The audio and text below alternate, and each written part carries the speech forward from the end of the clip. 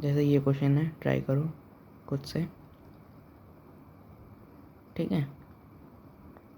अब देखो, सबसे पहले तुमको इसमें जब भी ये ऐसा कुछ दिख जाए, ठीक है, 1/x, 1/x square, 1/x cube, या फिर 1/1 कुछ दिख जाए x, या जहाँ पे ऑड हो, डिग्री ऑड हो, मतलब कि सावधान हो जाओ, अलर्ट।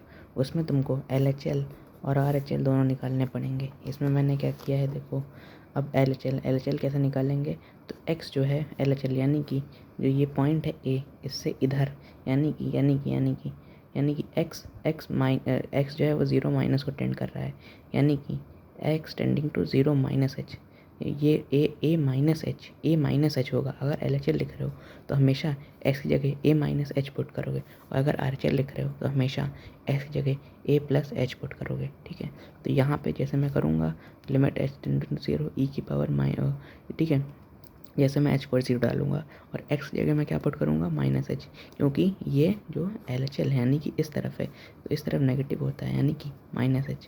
0 है ना, ये पॉइंट 0 इस तरफ नेगेटिव होता है, यानी कि मैं x की जगह माइनस h पुट करूँगा LHL में, और RHL में मैं x की जगह प्लस h पुट करूँगा, ठीक है। LHL में माइनस h पुट करूँगा, क्यों, क्योंकि ये इस तरफ है 0 के, इस तरफ है, ये नेगेटिव होता है और ये पॉजिटिव होता है, ठीक है। अब देखो e की पावर माइनस, अब तुम लिमिट लगाओ, h को तुम 0 डालते हो, ये रूल है कि जब भी तुम h में चलाओगे तो ये 0 को अटेंड करेगा।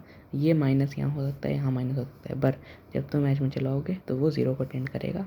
यहाँ भी सिमिलर h जो है वो 0 को अटेंड करेगा, ठीक है। जैसे तुमने इसको डाला, माइनस माइनस आया, और e की पावर माइनस इन्फिनिटी कितना होता है, 1/e की पावर इन्फिनिटी।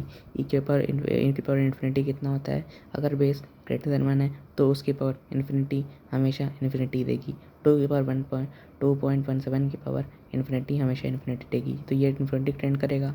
1/इन्फिनिटी 0, तो ये 0 आ रहा है।